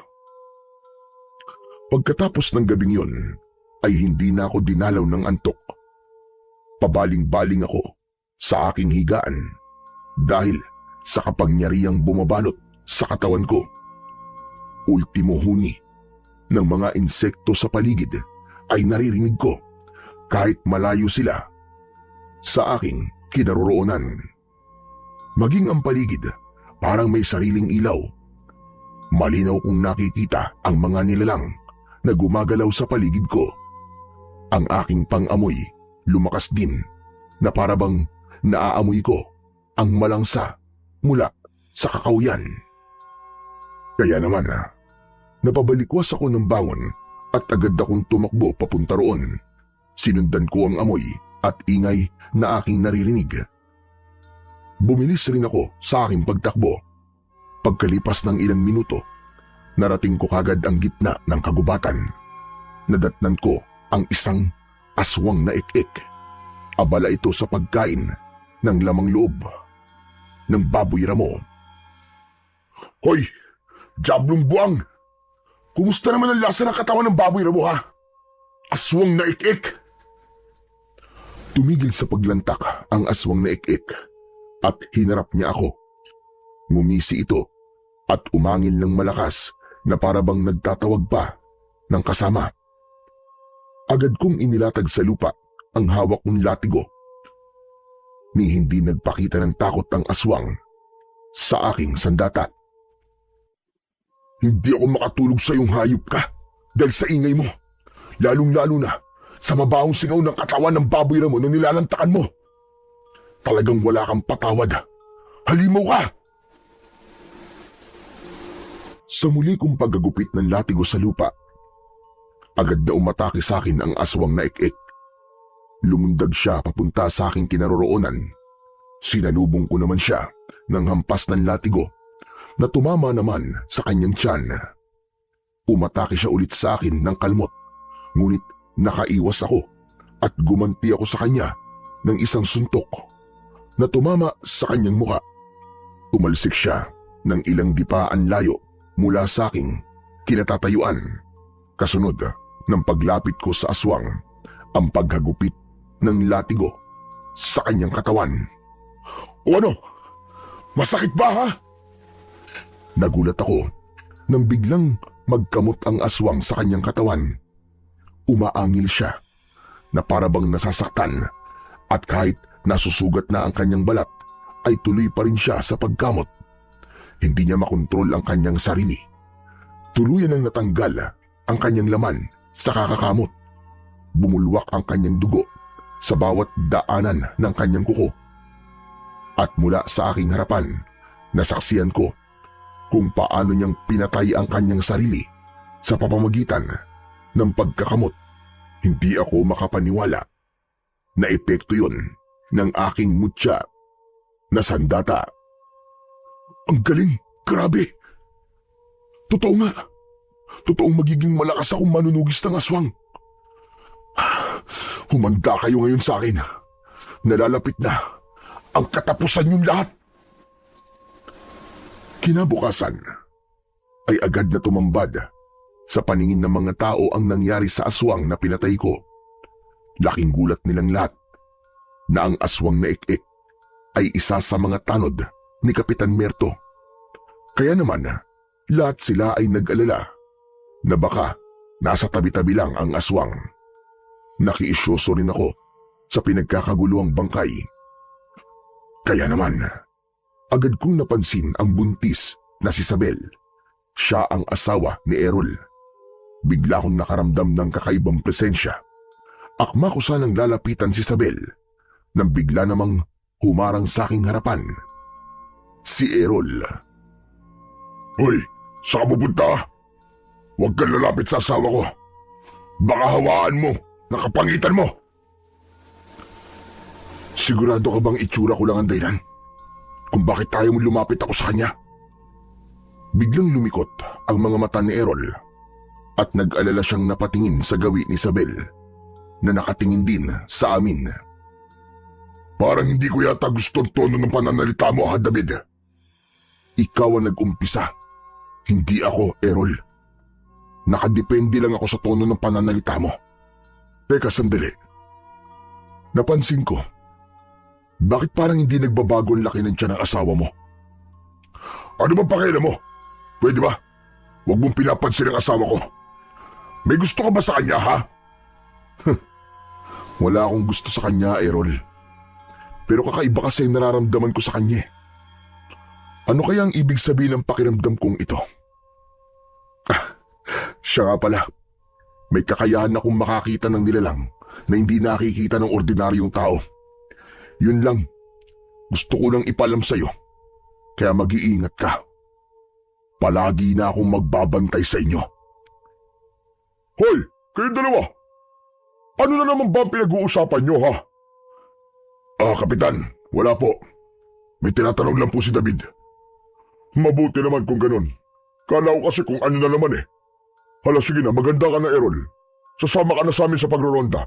Hindi na pwede yung palagi kang absent sa trabaho. Sige po, Kapitan Merto. Iuwi ko lang po muna si Isabel at susunod na ako sa inyo. Nang gabing magronda ang mga tanod, ay palihim akong sumunod sa kanila. Hindi ko inaalis ang aking paningin sa mga kilos at galaw ni Errol. Iba talaga ang nararamdaman kong presensya niya sa tuwing tinitignan ko siya. Maingat din ang aking hakbang habang sumusunod sa kanila. Ilang sandali pa ay napansin ko ang biglang paghiwalay ni Errol sa grupo ng mga tanod. Walang nakapansin na umalis ito. Bingo ka sa akin ngayon, Errol. Isang pagkakamali mo lang. Tapos ka sa akin. Sinundan ko siya hanggang sa loob ng kakauyan. Panay ang linga niya sa paligid na parabang meron siyang hinahanap. Maya-maya pa ay nakita kong tumigil sa paglalakad si Errol at mula sa likod ng malaking puno, lumitaw ang nagtatagong si Isabel. Bumundol ang kaba sa aking dibdib nang makita kong hindi nga ako nagkamali sa nararamdaman ko sa dalawa. Mula sa aking pinagtataguan, nakita ko ang pagbigay ni Errol ng bote ng langis sa kanyang asawa. Naghubad ito ng damit at inihaplas ang langis sa buo nitong katawan. Umangil ito na parabang nasasaktan at ganun na lamang ang panlalaki ng aking mga mata nang makita ko na ang maumbok na tiyan ni Isabel ay biglang kumupis at nahati yun. Naging matandang babae si Isabel at mas lalo kong nagulat nang kausapin ito ni Errol. Inay, dumating na ang tamang pagkakataon para ubusin silang lahat. May pag-iiganti na natin ang ginawang panluloko sa atin ni tatay. Nagsalita si Isabel at sinabi niyang buhay pa si Cynthia. Kaya hindi raw ito matatahimik hanggat hindi niya napapatay ang aking ina. Hindi ako makapaniwalang hindi pala asawa ni Errol si Isabel, kundi ito ang kanyang ina na nagpapanggap na bata pa. Pero ang totoo ay matanda na ito. Matagal akong nanatili sa likod ng puno, kaya kitang-kita ko kung paanong nagbago rin ang anyo ni Errol. Bigla itong naging isang aswang na ik-ik. Hindi ako maaaring magkamali. Siya ang aswang na unang umatake sa akin nang gabing tinulungan ako ni Lolo mula sa bingit na kamatayan. Humanda ka sa akin ngayon, Errol. Kaya pala mainit ang dugo mo sa akin, ha? Dahil naghihiganti kayo sa aking ina. Hindi ko na napigilan ang bugso ng aking damdamin. Agad akong umatake sa mag-ina, ngunit nakalipad na kagad si Isabel, dala ang kalahati ng kanyang katawan, habang si Errol naman ang naiwan sa lupa. Wala ka ng kawalan ngayon, Errol. Alam ko na ang lihim niyong mag-ina. Mag-asawa pala, ha? Sinasabi ko na nga ba't hindi ako maaaring magkamali sa nararamdaman ko sa inyo kanina? Ang dami mo't sinasabi. Bakit hindi mo unahing iligtas ang mga kasama mo mga tanod? Dahil sa mga oras na to, inaatake na sila ng mga alagad ko. Anong dahilan nyo? At pinatay nyo ang aking ama? Ama? Ama ko ang taong sinasabi mong ama mo. At dahil sa ginawa ng nanay mo, nasira ang aking pamilya. Kung ganun, kapatid kita? Hindi. Hindi kita matatanggap na kapatid kahit kailan. At kaya kong patayin ka, kagaya ng pagpatay ni nanay sa tatay ko na umabandona sa amin. Para akong binuhusan ng malamig na tubig nang marinig ko ang sinabi ni Errol. Hindi ako makapaniwalang kapatid ko si Errol. Kaya naman, nagpabaya ako nang sumugod siya sa akin para saktan ako. Para akong nawala sa akin sarili ng mga sandaling yon at tinanggap na lamang ang lahat ng kanyang suntok. Dapat lang sa inyo ng nanay mo na magdusa dahil inagaw niya ang aking ama sa aking ina. Ikaw ang bunga ng pagtataksil nila, kaya humanda ka dahil papatayin kita. Saktong pag-atake sa akin ni Errol, gamit ang kanyang kuko, dumating si Kapitan Merto. Pinana niya si Errol. Layuan mo si David! Kung ayaw mong butasin ko ng palaso ang mukha mo! Huwag ka na rito makialam, Kapitan. Away pamilya ito. Labas ka rito. Makikialam ako dahil nandito ka sa baryo ko. Kaya kung ayaw mo bumaon ng palaso sa pagitan ng iyong mga mata, magpakilala ka.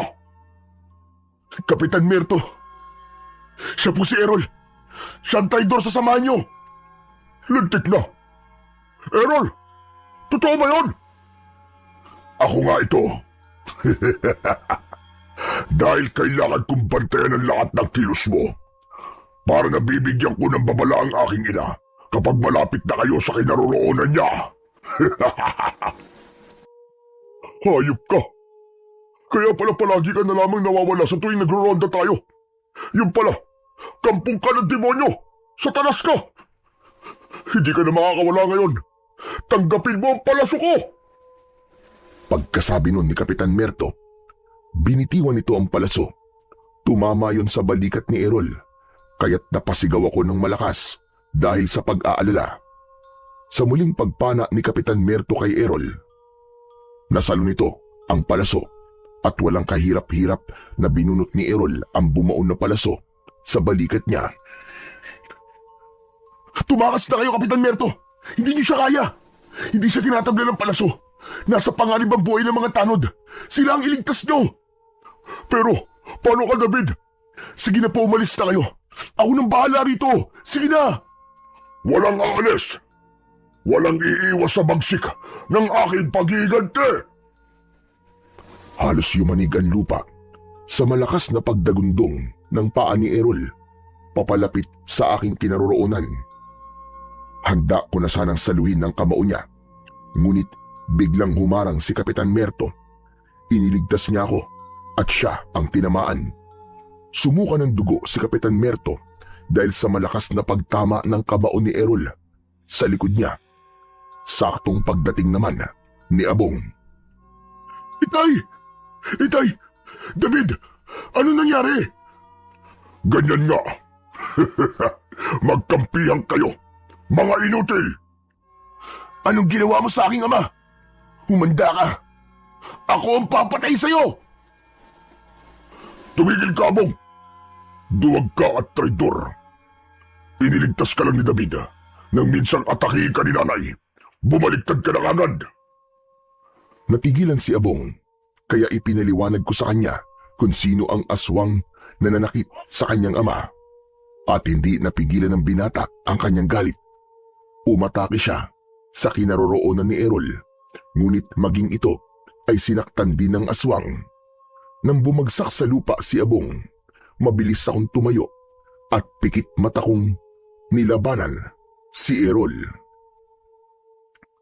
Kahit kapatid kita sa ama, hindi ako magdadalawang isip na labanan ka.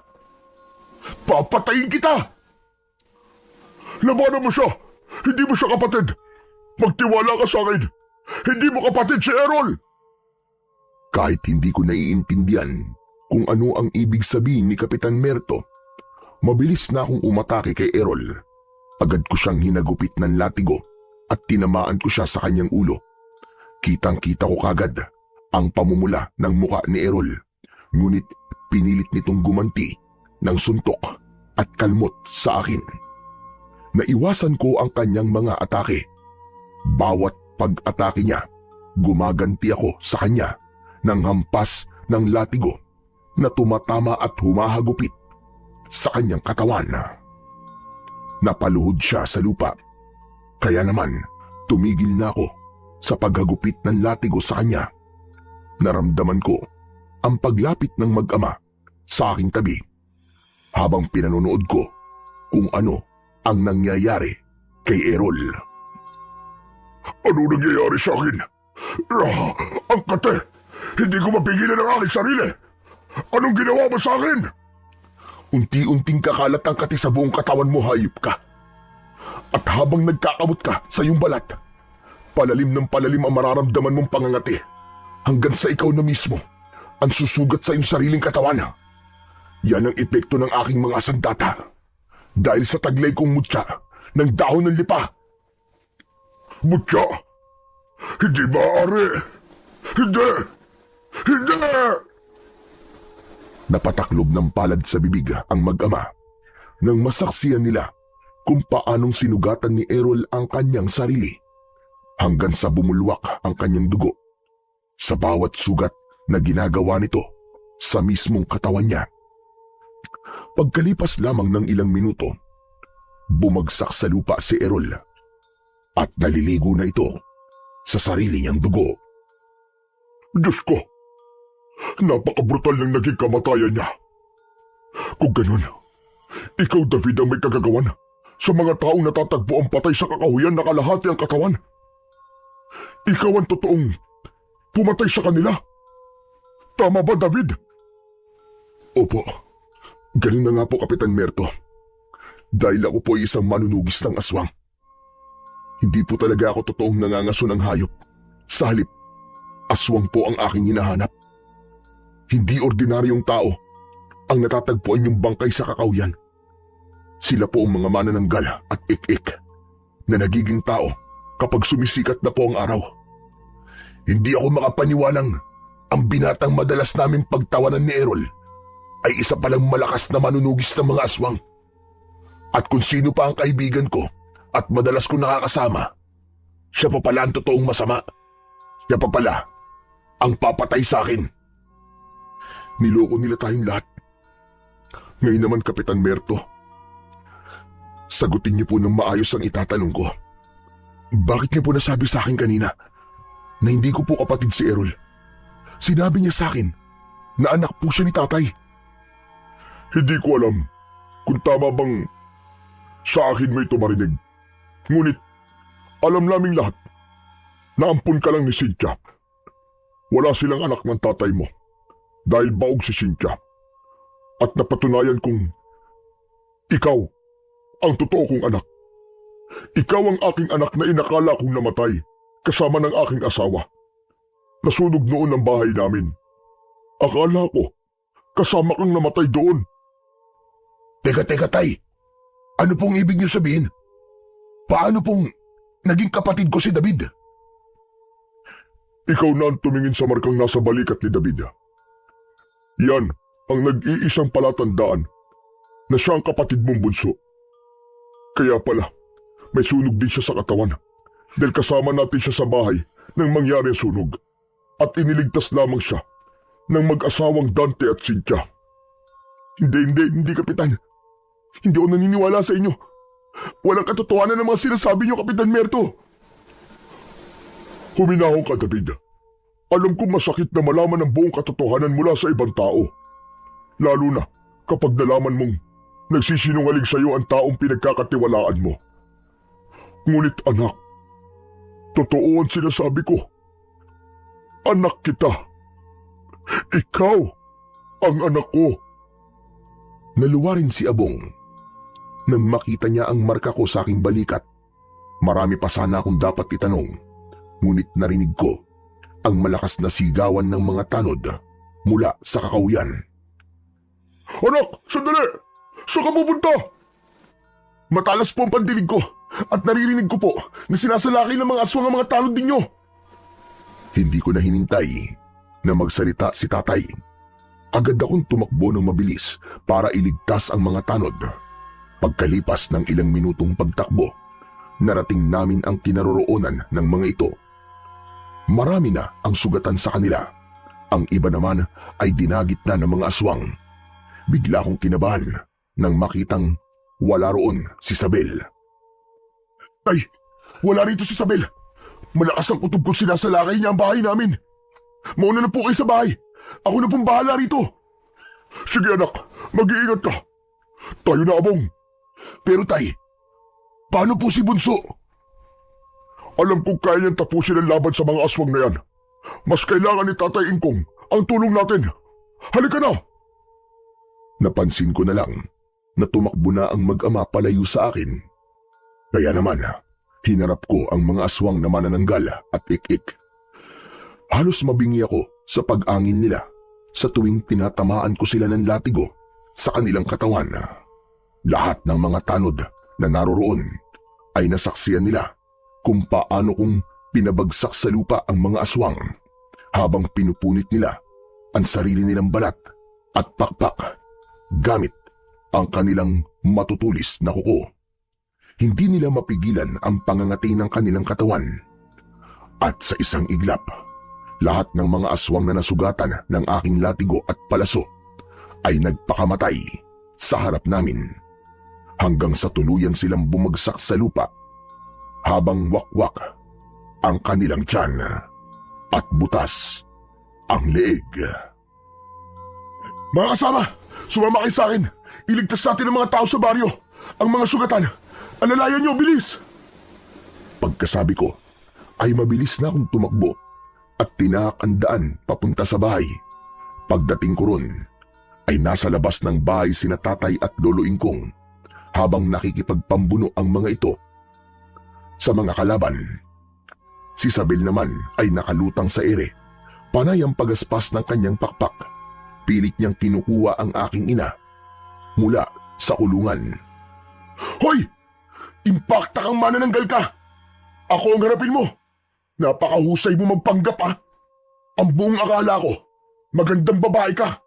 Yung pala, matandang hukluban ka! Napatingin sa akin ng lahat ng mga aswang, kasunod ng pagkalat ng liwanag mula sa aking singsing. Magkakasunod na pagpapakawala ng palaso ang ginawa ko. Marami ang tinamaan at bumagsak sila sa lupa.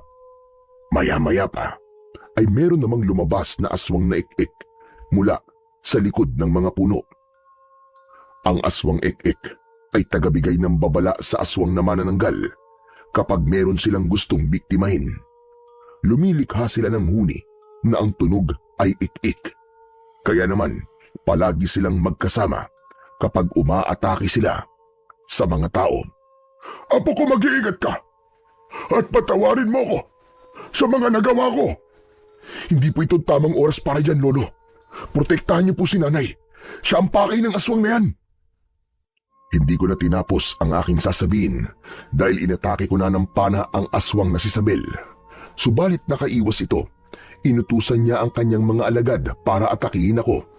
Kaya naman, sinalubong ko sila ng aking pana. Tinamaan sila sa leeg at agad na namatay. Kailangan mo mapatay si Isabel nang matigil na ang pamiminsala nila, Apo. Opo, Lolo. Mag-iingat po kayo.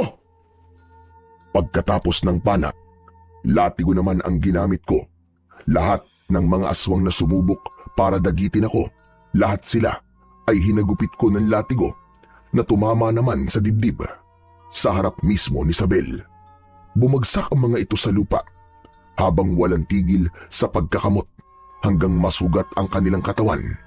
Pagkalipas ng ilang minuto, lahat sila ay agad din na namatay. Dahil abala ko sa pakikipaglaban sa iba pang natitirang mga aswang na ik-ik, hindi ko naiwasan ang kalmot ni Isabel.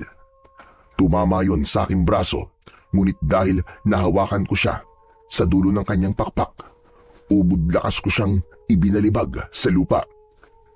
Hindi latigo ang nararapat sa iyo, halimaw ka! Kundi palaso, nabubutas sa ulo mo! Agad kong itinutok ang aking pana at lumipad ang palaso sa ere. Tumama yon sa pagitan ng mga mata ni Isabel na tumagos naman sa bungo nito sa likod. Nilapitan ko siya, saka pinanood kung paano siyang magkamot ng kanyang katawan. Binaklas niya ang kanyang laman at binutas niya ang sarili niyang leeg hanggang sa tuluyan na siyang bawian ng buhay. Ang bagong dating naman ng mga tanod ay pinagtulungan nilang patayin ang mga nakahigang aswang na ik-ik. Napuno ng ingay ang loob ng aming bakuran mula sa galit ng mga tao. Sa isang iglap, napatay nila ang mga aswang. Lahat ng mga nakakita sa ginawa kong pagtugis sa mga aswang, lahat sila ay humanga sa aking lakas at tapang. Pero mas nagulat ako nang biglang sumigaw si nanay. Naalala niya na ako. Tinawag niya akong anak pagkatapos niyang makita ang wala ng buhay na katawan ni Isabel. Nay, nakikilala niyo na po ako. Bumalik na po ba kayo sa katinuan? Kayo na po ba yan, Nay? Siya, anak. Siya si David, ang batang iniligtas ni Dante. Ang batang inilagaan mo. Umiyak ng malakas ang aking ina. Maigpit niya akong niyakap. Kahit hindi ko siya totoong nanay, para sa akin, siya pa rin ang aking ina. Pagkatapos ay humingi siya ng tawad kay Isabel dahil aminado siya na nagkamali rin siya. Ikinuwento sa akin ni Lolo Ingkong kung paano ako napunta sa pangangalaga ni nanay at napatunayan kong si Kapitan Merto nga ang aking totoong ama. Pagkalipas ng 5 araw ay binisita ko ni tatay sa bahay. Masaya ko, anak. Masaya akong makakasama ka na namin ng iyong kapatid na si Abong. Sabi ko naman po sa inyo, tay, ligawan mo na si Nanay Cynthia nang mabuo na ulit ang pamilya natin. Total naman po, biyudo ka. Biyudo rin si nanay. Ay nako, pambihira ka talaga, anak. Huwag ka nga maingay at nakakahiya naman kay Cynthia, baka marinig tayo. Ay nako, bunso. Kunwari pa yan si tatay eh. Halata naman na may gusto siya kay Nanay Cynthia. Tignan mo nga namumuli ng pisngi. Tumigil ka nga, Abong. Dinagdagan mo pa ang pang-aasar ng kapatid mo. Tay, aminin niyo na po kasi. Totoo naman na matagal na kayong may gusto kay nanay. Natigil ang tawanan namin nang lumabas mula sa kusina si nanay at may dala ng kape para sa aming tatlo. Habang si Lolo Ingkong naman, dala niya ang nilagang hinog na saging na saba. Ano yung narinig kong liligawan ni Merto si Cynthia? Abay dapat magsibak muna ng kahoy bago umakyat ng ligaw. O tay, narinig niyo sinabi ni Lolo Ingkong ha? Bago raw manligaw, magsibak muna ng kahoy at mag-igib ng tubig. Hoy, hoy, hoy! Sibak lang ng kahoy ang narinig ko ha? Walang pag-iigib ng tubig. Nang hapon na yon, ay napuno ng halakhakan ang loob ng aming bahay. Ni sa panaginip, hindi ko akalain na sasaya pa ang buhay ko. Tuluyang gumaling si nanay sa kanyang sakit at hindi nga nagtagal, nagpakasal ang dalawa at muling nabuo ang aking pamilya.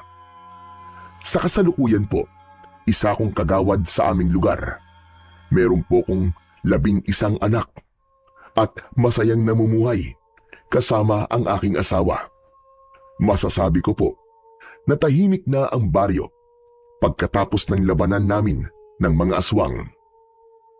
Hanggang dito na lamang po ang aking kwento. Lubos na nagpapasalamat, David.